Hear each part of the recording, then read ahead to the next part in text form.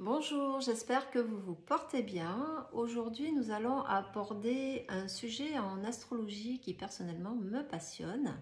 Alors, ça ne va pas parler de la nouvelle lune, hein, ça je l'aborderai dans une capsule dans quelques jours. Aujourd'hui, j'avais envie d'aborder le thème des mémoires du transgénérationnel dans le thème natal notamment. Alors, c'est une capsule ici de présentation. Nous allons parler de mémoire, nous allons parler de qu'est-ce qui se joue, hein, de comment nous fonctionnons finalement et effectivement comment nous pouvons retrouver tout ceci dans un thème natal. Alors je ne sais pas combien de temps va durer la vidéo, mais avant de commencer tout cet explicatif, hein, je tiens quand même à souligner une chose qui va être importante. C'est que je ne vais parler que de choses que je connais moi, des choses que j'ai expérimentées, de mes propres recherches aussi, hein, parce que j'aime bien fouiller, trifouiller, mais on parle toujours que de soi. Hein.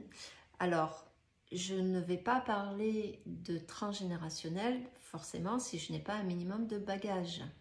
Même si je suis assez autodidacte dans ma vie, j'aime quand même prendre un minimum, hein. En astrologie, j'ai quand même appris les bases et par la suite, bien sûr, j'ai creusé moi-même certains aspects, certaines positions. J'ai choisi ma propre astrologie aussi, puisqu'il en existe plein en fait, finalement, selon les cultures, puis selon ce qui nous parle à nous. Hein. Et bien c'est pareil en tout ce qui concerne les mémoires. Je suis formée en psychogénéalogie. Parce que ça faisait partie de mon chemin finalement, et c'est quelque chose même qui m'a ouvert autant de portes que de fenêtres, on va dire ça comme ça, qui m'a permis de donner du sens à une existence qui n'en avait plus du tout à un certain moment donné.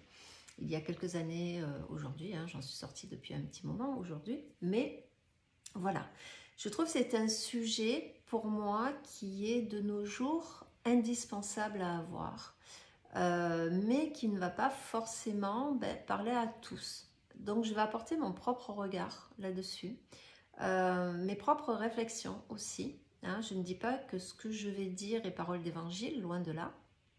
Mais par contre, mon but ici est peut-être d'entrouvrir certaines fenêtres, certaines portes, certaines choses qui vous parleront.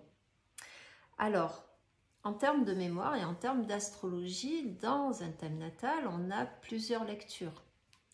Par la suite, comme je l'expliquais, je ferai des vidéos où je prendrai par exemple une planète, je ne sais pas, comme Saturne, et je pourrai expliquer dans une lecture transgénérationnelle à travers un thème natal ce qu'elle peut représenter selon la maison aussi, selon pourquoi pas les aspects qu'elle peut avoir, mais gardez bien en tête quand même que nous sommes tous uniques. Même dans un thème des jumeaux, de vrais jumeaux, et ça m'est arrivé, j'ai eu le cas avec le thème de jumelles hein, qui sont nées à 2 minutes d'intervalle, donc je ne vous dis pas le mal de tête hein, quand j'ai eu la personne qui m'a expliqué ça. Et voilà, les mêmes planètes au même endroit, sauf la Lune, qui avait avancé, on va dire, d'1 degré et qui a tout changé en termes de lecture. Donc, l'astrologie, il faut faire très attention. Ici, à travers les vidéos, bien sûr, c'est générique. Hein, on parle de sujets qui parlent à tous, on simplifie, on vulgarise. Mais un thème natal a vraiment ceci de particulier, c'est comme une empreinte digitale, il n'y en a pas deux pareilles. Et selon les mémoires que l'on porte, selon le nœud qu'on a dépassé, selon les problématiques, ce qui nous a été accessible ou pas à certains moments de notre vie ou pas, va faciliter, va présenter des problèmes et bien sûr selon ce qu'on porte. Alors, à la différence déjà on va dire, d'une lecture karmique. Parce qu'effectivement, on va utiliser certains parallèles. La différence, c'est qu'en lecture karmique, moi, personnellement, je ne le fais pas. Je ne fais pas de lecture karmique. Je peux souligner quelques traits, quelques quelques tendances hein, qui est propre aux porteurs du thème natal, mais le karmique, pardon, la lecture karmique d'un thème va parler de vous et essentiellement de vous. En lecture transpersonnelle, en lecture transgénérationnelle dans un thème natal, on parle de la famille, de l'arbre, du projet sens. On va parler du pourquoi, du comment vous êtes ici. Et quels sont les outils et quelles sont les mémoires qui vous régissent finalement. Donc la dimension n'est pas tout à fait la même si on utilise certains points, on va utiliser les mêmes planètes, on va utiliser, mais le regard et l'approche est complètement différente. Donc il ne s'agit pas ici d'expliquer ce qu'est un thème karmique, mais bien ce qu'est un thème transpersonnel. Alors aujourd'hui on va parler de mémoire, avant tout, hein, pour comprendre un petit peu le fonctionnement. Et je vous le rappelle encore une fois, j'apporte mon propre regard. Je ne suis pas le gourou de personne. Hein, ça, je pense que vous commencez à le comprendre dans mon approche. Chacun y trouvera quelque chose, peut-être à retirer de tout ça. Pour d'autres personnes, ça ne leur parlera pas du tout. Ça, c'est libre à chacun. Et je laisse chacun gérer cette vidéo. Hein. Vous pouvez l'arrêter, vous pouvez continuer. Ça, c'est chacun voit midi à sa porte, comme on dit. Alors, en termes de mémoire, effectivement, à l'heure actuelle des choses, hein, on en est au balbutiement, mais en termes de pure génétique, la mémoire est rattachée à notre ADN, hein, à nos brins d'ADN, au noyau notamment, qui est le disque dur un petit peu... qui est un petit peu le disque dur en fait qui nous fait fonctionner hein, en gros. Je n'ai pas les termes, je ne suis pas scientifique moi, hein, donc je n'ai pas forcément les termes exacts. Peut-être que certains d'entre vous qui sont plus connaisseurs que moi pourront m'éclairer à ce sujet. Mais il y a un noyau. Autour de ce noyau, on a le brin d'ADN qui s'enroule. Hein, et chaque brin d'ADN comporte des informations. En termes de psychologie, de psychanalyse, on sait qu'on a 3 niveaux aussi en termes dans notre cerveau, c'est-à-dire qu'on a le conscient, qui nous permet hein, de tous les jours de vivre. On a le subconscient et on a l'inconscient.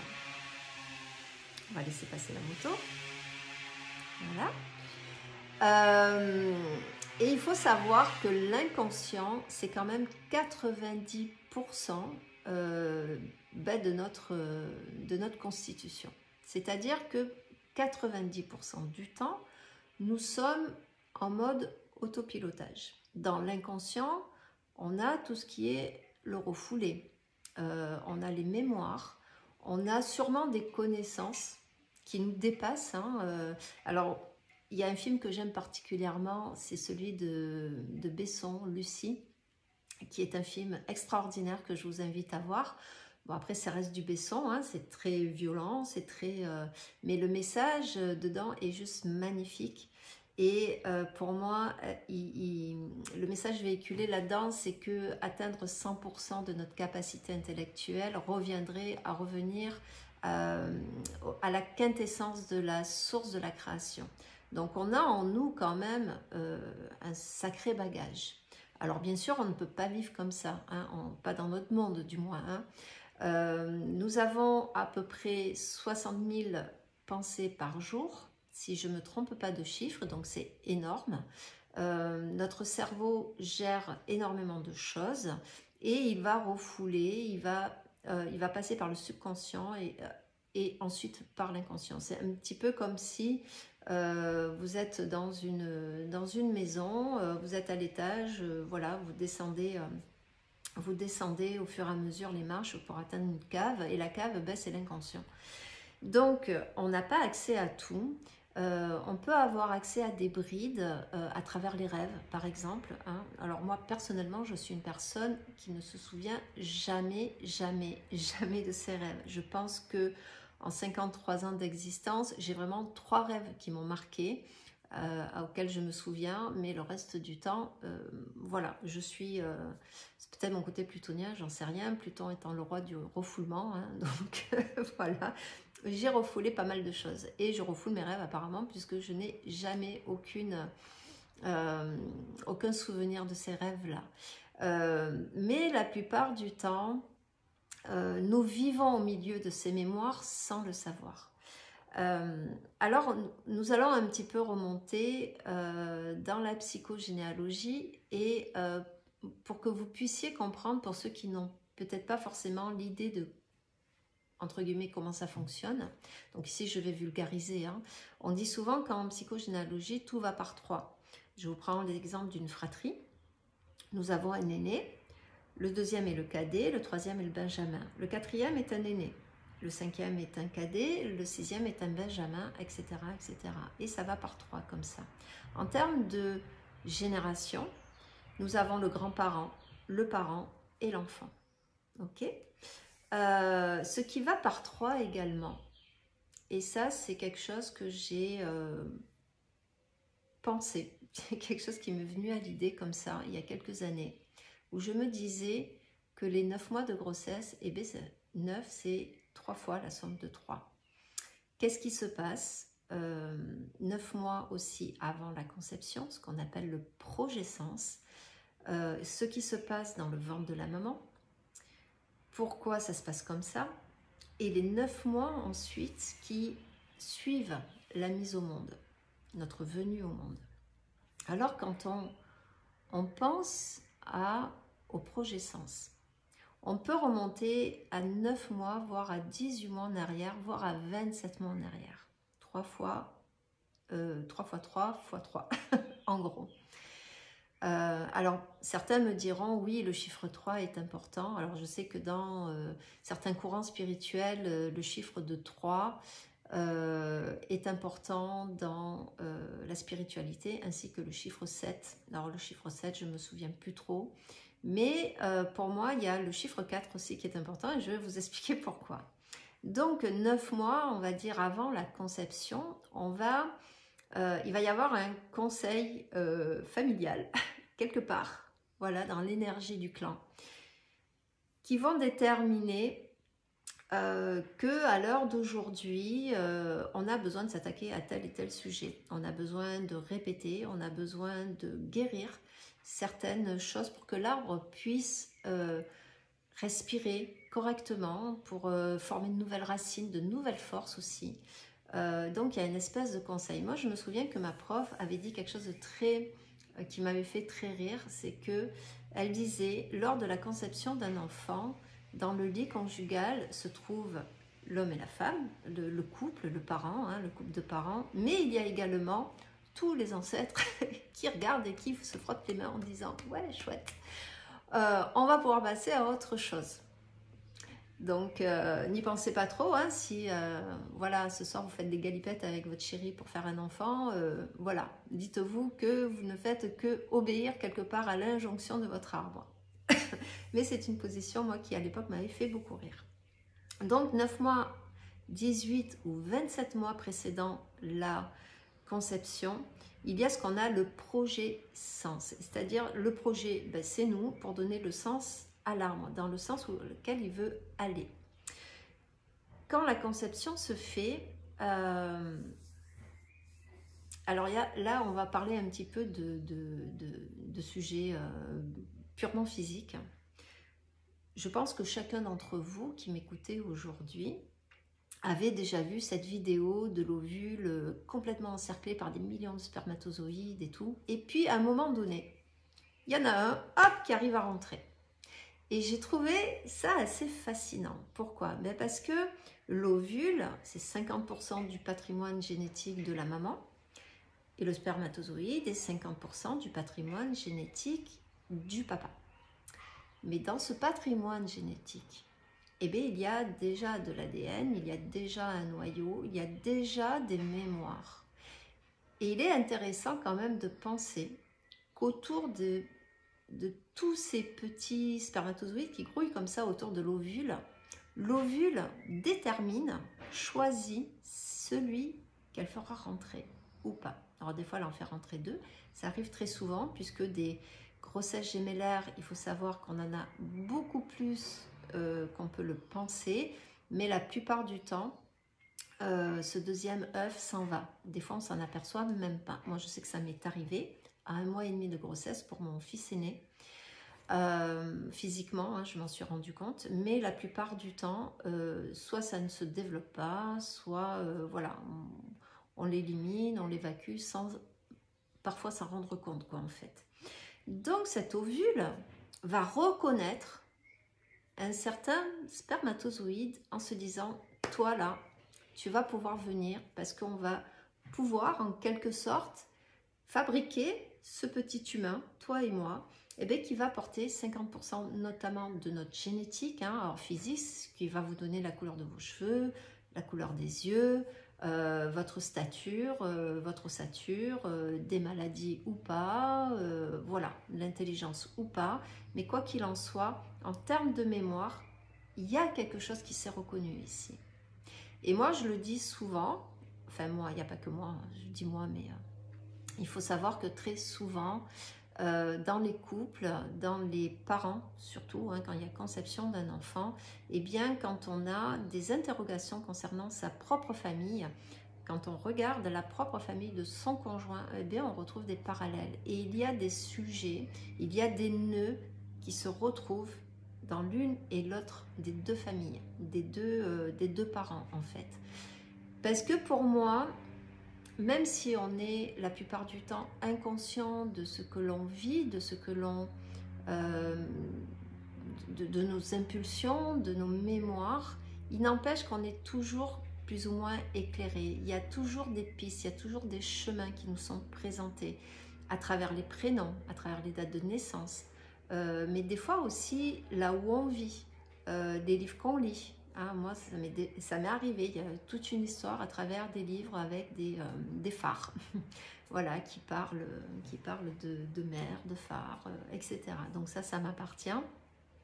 Mais tout est toujours montré quelque part. Après, il faut être fin limier, hein, il faut être toujours hyper conscient, on n'a pas le temps, bon, on a d'autres chats à fouetter, on est bien d'accord. Donc, cette petite ovule et ce petit spermatozoïde ont fusionné, on fait un peu un fœtus, on fait un début d'être vivant, hein, ici. Et là, il y a les 3 premiers mois. Et pour toutes les mamans, hein, qui m'écoutent, ou les futures mamans aussi, et les futurs papas, ou les papas, ça les concerne aussi, on parle toujours, on divise toujours la grossesse en 3 fois 3 périodes. Les 3 premiers mois sont les plus fragiles.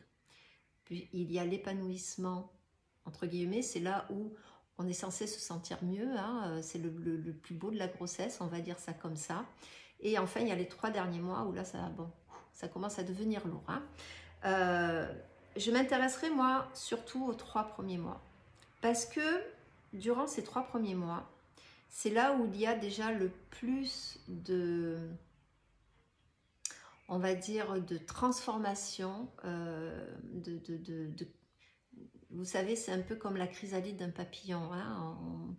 Il faut savoir que la chenille qui devient papillon passe par une phase de transformation. Quand elle est à l'intérieur du cocon, elle devient une bouillie. Elle se désintègre complètement, la chenille, pour se restructurer et faire d'elle un papillon. Pour moi, ça s'apparente un petit peu à ça. C'est-à-dire que les 3 premiers mois, sur un plan physique, c'est là où il y a le plus de transformation physique pour le fœtus. Mais il y a aussi le choix du fœtus. Après, c'est mon regard, hein, bien entendu, et je le reprécise. Mais pour moi, ces 3 premiers mois vont déterminer, alors si on regarde d'un point de vue spirituel, parce qu'il y en a il y en a, enfin moi j'y crois sans y croire, il y a mon côté rationnel ici qui est toujours en guerre, hein, avec mon côté spirituel. Mais je dirais que quelque part, c'est là où l'âme choisit de rester ou pas. Donc là, je vais dédiaboliser un petit peu tout ce qui s'apparente à l'IVG, à la fausse couche. Pourquoi? Parce que on n'est pas forcément complètement acteur de ce qui se joue en nous. Le fœtus, quelque part, va se développer, il va y avoir la connexion des mémoires dont il a besoin lui-même, enfin, ou son âme, hein, ici son énergie, déjà a choisi l'énergie des parents, a choisi ses mémoires, tel ancêtre, tel courant de pensée, tel traumatisme, tel potentiel, Et avec ça, j'y vais ou j'y vais pas. C'est pour ça que les 3 premiers mois sont toujours assez délicats. C'est là où l'enfant peut choisir de partir. La mère peut passer par une IVG, mais ça va aussi parler de sa mémoire à elle, hein, et de ce qu'a pu choisir aussi celui qui s'incarne et celui qui choisit de commencer cette aventure-là. Alors il y a quelque chose aussi à souligner, et je le dis très souvent aux personnes qui me consultent, et je me le dis des fois quand ça ne va pas. N'oublie pas que tu es un miracle de la nature, mais tu es aussi courageux. Voilà, courageuse, hein, si vous êtes une femme, parce qu'il faut la choisir cette vie-là, n'est-ce pas? Mais il est vraiment important de porter un regard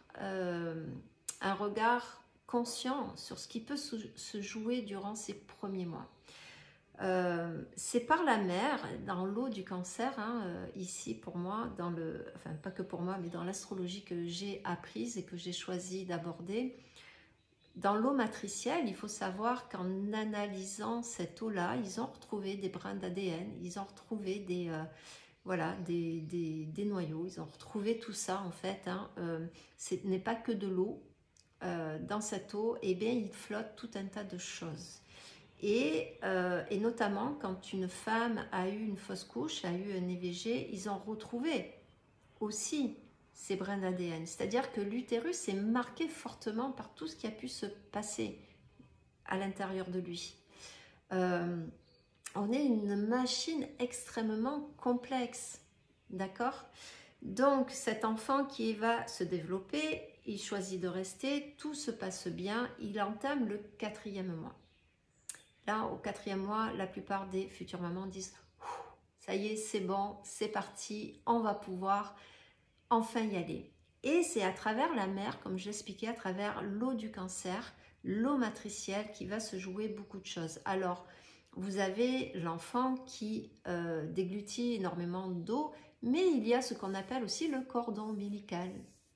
Et à travers ce cordon, donc bien sûr va passer les nutriments, hein, mais il va passer énormément de cellules. Hein, enfin voilà, il y a tout un chose. Je ne vais pas vous donner un cours de biologie, hein, mais c'est pour vous faire comprendre tout ce qui se joue en termes de mémoire. Et à l'intérieur du fœtus, c'est là, au 4e mois, il y a, alors je ne me souviens plus du terme, mais j'aurais dû faire ces recherches encore une fois avant de faire cette vidéo, mais il se passe quelque chose dans la formation du cerveau.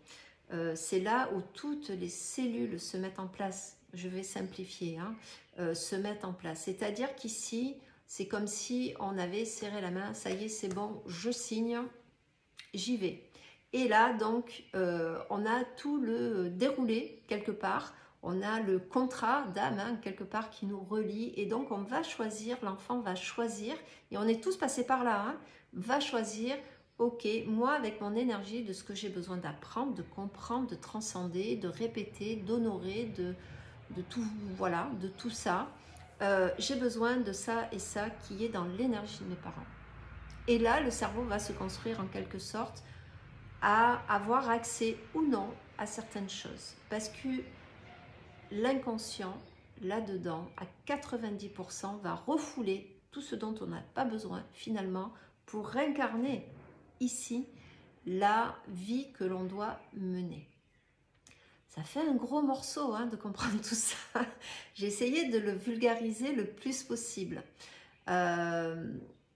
Donc, quand on va, ce 4e mois est très important. Ensuite, on va passer par la mise au monde, c'est-à-dire qu'on va venir là, l'ascendant va se mettre en place avec l'heure de la naissance. Théoriquement, je dis bien théoriquement, nous naissons au moment même où l'arbre de vie se déploie en nous. Et l'arbre de vie, qu'est-ce que c'est? C'est les poumons.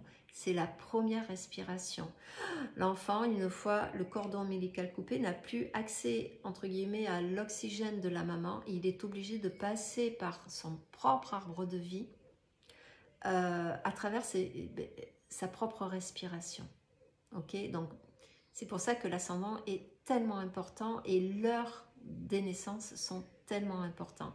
Alors à l'époque, on arrondissait, hein, on arrondissait pas mal les heures, on simplifiait en quelque sorte, mais elle est importante. Moi, je sais que pour la naissance de mes garçons, j'avais le téléphone et je disais à mon ex-mari aujourd'hui, hein, note bien, dis-moi l'heure qu'il est, dis-moi l'heure qu'il est. Voilà, ça a été quelque chose d'important parce que moi, l'astrologie, ça fait 22 ans, je la pratique. Même si je me suis professionnalisée il y a seulement 6 ans de ça, mais n'empêche que voilà, l'astrologie pour moi a quelque chose de très déterminant forcément, même avant que je comprenne tout ça, quoi. Donc bref, passons, je m'éparpille.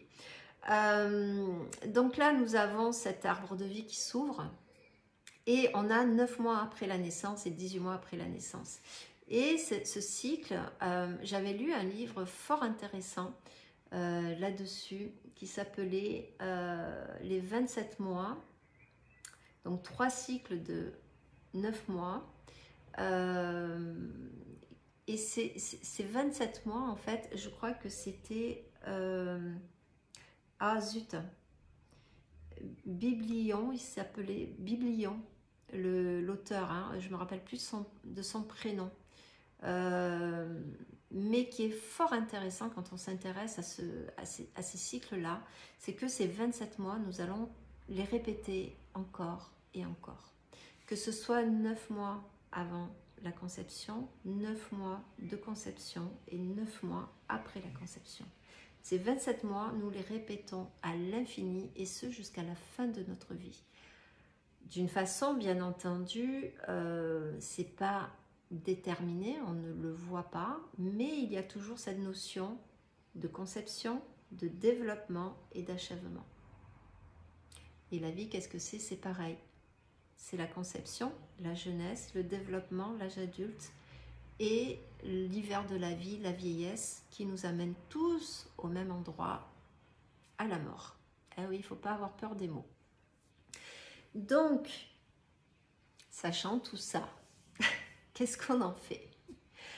Eh bien, c'est intéressant, c'est que lorsque l'on est, que l'on déploie son arbre de vie, il y a une photographie qui se fait et c'est ce fameux thème natal. Et dans ce thème natal, donc nous avons plusieurs lectures, hein, je l'ai déjà expliqué. Dans un thème natal, nous avons la lecture pure et dure, hein, c'est-à-dire il y a un côté, une branche très fataliste en termes d'astrologie qui n'est pas fausse, mais qui a une vision fataliste, c'est-à-dire que Saturne, c'est une planète maléfique, le Soleil, c'est l'énergie vitale, ce qui est vrai, mais selon où est-ce qu'il est placé, voilà, il est plus mort que vivant, voilà, il y a une branche qui est assez dure, qui me ramène pas mal aussi du peu que je connais, parce que sincèrement, je ne connais pas du tout. Peut-être parmi ceux qui m'écoutent aujourd'hui, ils sont beaucoup plus spécialistes que moi, c'est l'astrologie hindoue, qui parfois peut faire très très peur, hein, sincèrement parlant. Donc moi, je me suis dirigée plus vers l'astrologie humaniste, puisque cette branche qui s'apparente à une lecture plus subtile, plus basée sur la psychologie, sur le transpersonnel aussi, hein, sur les travaux de Carl Jung et d'Anne Rodillard, pardon, qui avait une approche quasi médiumnique, hein, ici de l'astrologie, hein. Ça a été quand même tout cet aspect-là, parce que d'Anne Rodillard, c'était les années du développement de la psychanalyse, notamment, hein, les Freud, les Carl Jung, Françoise Dolto, voilà, donc je vous ramène il y a 80 ans en arrière. Et donc d'aborder la planète sous cet angle, moi, m'allait bien. Voilà, et c'est aujourd'hui l'astrologie que je pratique. Et donc dans cette lecture, dans la lecture des planètes, dans un thème natal, eh bien nous pouvons retrouver ces mémoires. Parce que les planètes nous racontent toujours une histoire. Alors nous avons 10 planètes, donc nous avons la Lune qui va parler de la maman, nous avons le Soleil qui va parler du papa, pardon.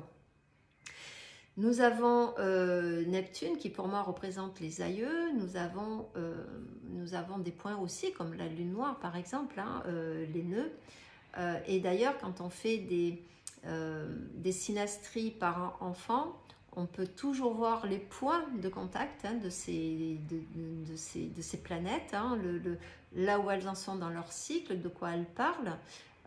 Et il m'est arrivé, et je vais vous raconter une anecdote là-dessus, parce qu'elle me fait toujours rire quelques années plus tard, où j'ai eu une cliente à moi donc, qui m'envoie sa maman qui avait un certain âge. Et je lui explique que dans son thème, il y a un problème de fratrie. Alors effectivement, elle avait des frères, des sœurs. Elle ne s'entendait pas avec, il y avait toujours des histoires, etc. Et en remontant comme ça le fil intuitivement, parce que l'astrologie, c'est aussi beaucoup une part d'intuition. C'est pour ça que l'astrologie, moi, on va dire trop brute, trop mis dans des tiroirs ne me convient pas, mais encore une fois je parle de moi. Donc bref, je regarde ce thème et je lui dis il me semble que le nœud du souci vient d'un fratricide et pour moi ça concerne une arme blanche. Et elle me dit mais non, j'ai pas connaissance qu'il y ait eu un fratricide avec une arme blanche, voilà, dans ma famille ou dans la famille de mon mari, etc. Bon, ben, j'ai dit, écoutez, voilà, moi je vous pose ça là, après vous voyez. J'insiste pas, on continue la consultation, qui se passe très bien tout ça, elle me remercie, elle raccroche, etc. 2 jours plus tard, sa fille m'appelle et elle me dit, ah, écoute Alexandra, je sais pas, j'ai écouté, maman m'a fait écouter ta vidéo. Et en fait, elle s'en est même pas rendue compte du geste qu'elle a posé par la suite. Il faut savoir que, ouais, effectivement, entre mes oncles, mes tantes, c'est compliqué, tout ça, machin.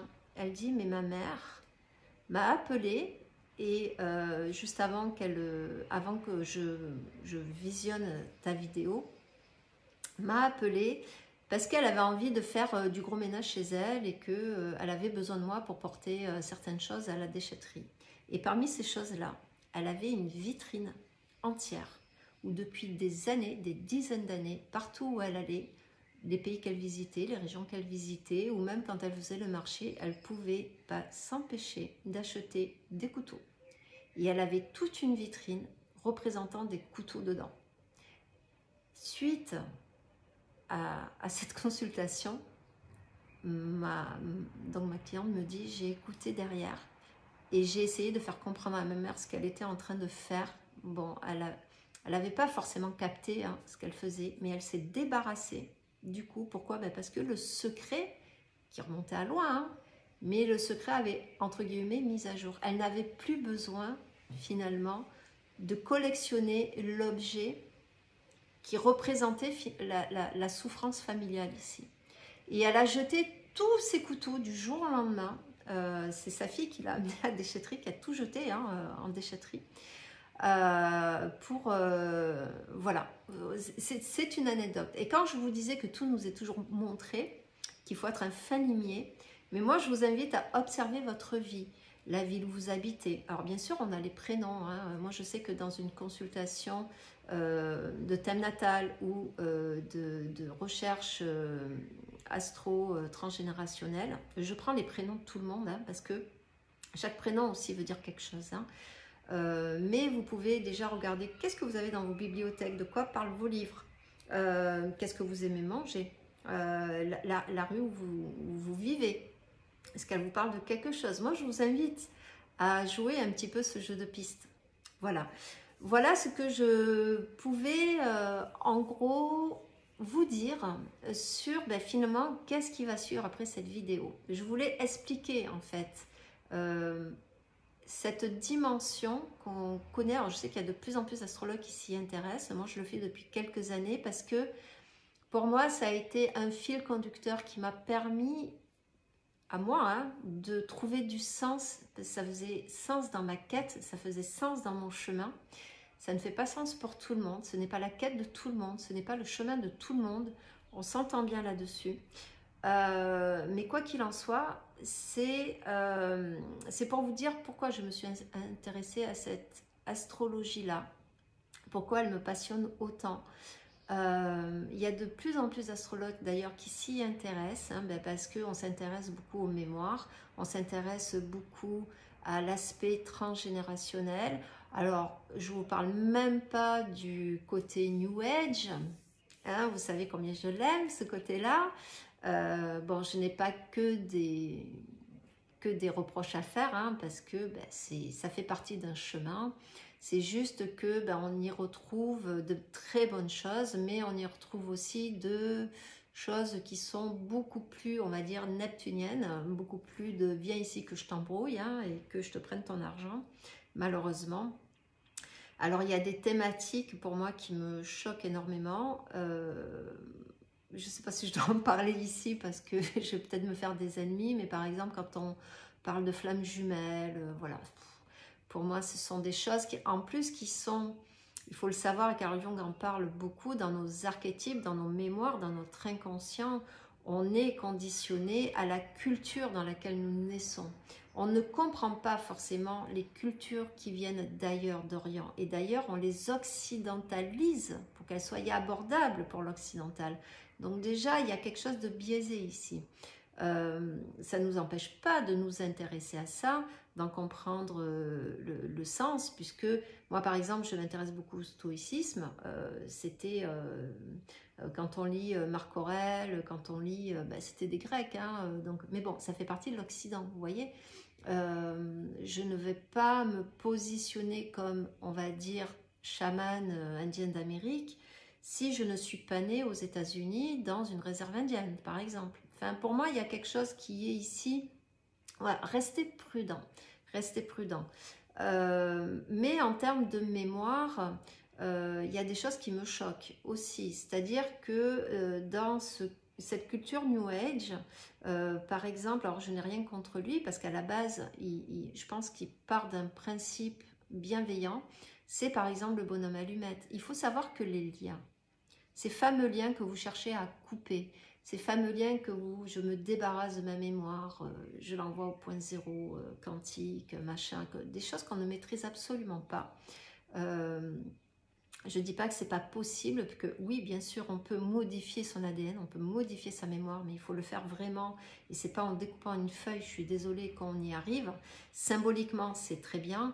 Maintenant, si vous le faites, par exemple, en termes de mémoire, si vous êtes du style à avoir un problème avec l'argent, parce que dans vos mémoires, il y a eu un voleur, parce qu'il y a eu une ruine, parce qu'il y a eu quelqu'un qui s'est mal servi de cette énergie-là. Vous aurez beau, alors aujourd'hui, vous avez des difficultés avec cette énergie, à garder l'argent, à trouver, voilà, vous aimeriez être propriétaire, mais on ne vous prête pas, vous avez des soucis avec la banque, vous avez des soucis avec les impôts, on vous vole de l'argent, il peut y avoir tout et n'importe quoi. Vous répondez à une injonction qui est inconsciente, c'est surtout ne le garde pas cet argent-là. Alors vous aurez beau vous dire mentalement, avec votre mental ici, hein, oui, je veux être riche, l'argent j'aime bien, et vous allez y mettre tout votre cœur, et vous allez y mettre... Mais tant que vous n'avez pas compris la mémoire de ce qui s'est passé vraiment, que vous n'avez pas mis en lumière la vraie histoire, il n'y a rien qui va bouger. Et ça, c'est pour ça que les gens en reviennent beaucoup, hein, la loi de l'attraction, la loi des choses comme ça. J'en ai parlé plus ou moins, hein, dans des vidéos. La loi de l'attraction, il faut savoir la manipuler aussi, hein, il faut faire attention au boomerang. Hein.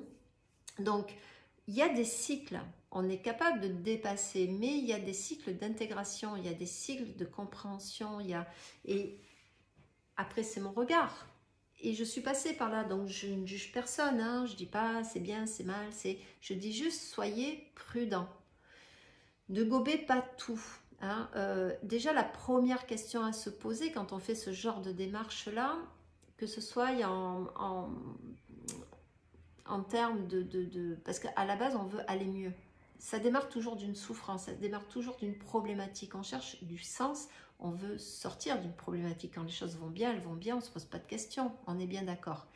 Mais quand ça va mal, d'un point de vue de la santé, d'un point de vue financier, d'un point de vue amoureux, on a l'impression de toujours tomber sur le même type de personne. Hein, ça, on l'entend parler, voilà, sur la même problématique. C'est qu'il y a quelque chose ici, soit à accepter, c'est-à-dire à enlever l'émotionnel, hein, de tout ça, il y a quelque chose à accepter, à intégrer pour pouvoir par la suite marcher en conscience. Et bien souvent, l'information, effectivement, c'est là que l'ego, le mental nous sert, hein, et pas le contraire, c'est de comprendre les choses intellectuellement une première fois pour aussi traduire ce qui se passe dans l'inconscient, dans le subconscient, mais aussi au niveau du cœur. Parce que le cœur, il sait toujours, hein. N'oubliez pas que le cœur, il rayonne beaucoup plus que le cerveau humain. Donc bref, tout ça pour, je ne vais pas rentrer trop dans les débats. Moi, ce que je voulais vous présenter avant tout, c'était cette approche en termes de mémoire en astrologie. Donc ici, les planètes, bien sûr, vont avoir une portée en termes, par exemple, Mars, on sait que c'est l'action, mais Mars, ça peut aussi représenter l'ennemi, ça peut représenter l'homme, ça peut représenter l'amant, ça peut représenter, vous voyez. Et donc, il y a des histoires qui se forment. Et le mandala que représente le thème natal va raconter cette histoire-là. Voilà. Et c'est pour ça que je trouve, enfin pour moi, ça a été quelque chose de vraiment intéressant d'aborder ça il y a quelques années, où j'ai pu remonter la piste, où j'ai trouvé des cohérences, parce que par la suite, j'ai fait mon arbre généalogique et j'ai retrouvé des choses qui étaient racontées, moi, dans mon thème natal. Alors, on n'est pas tous dépendants de tout l'arbre, bien entendu, et encore heureux, parce qu'on a déjà suffisamment à faire, mais on est souvent rattaché aux mémoires de 4 générations. Le chiffre 4, hein, je vous en ai parlé tout à l'heure, le chiffre 4, on est rattaché à la 4e génération. Donc ça a été une conclusion. Pourquoi? Parce que 3e génération, on est à fin de cycle, donc on est la réponse de nos grands-parents. On répète ou on répare, mais on reprend également en parallèle avec tout ce qui a été intégré, changé, transformé, compris ou pas. Les traumas, hein, entre 3 générations, il y a beaucoup de choses qui se passent, même dans 2 générations.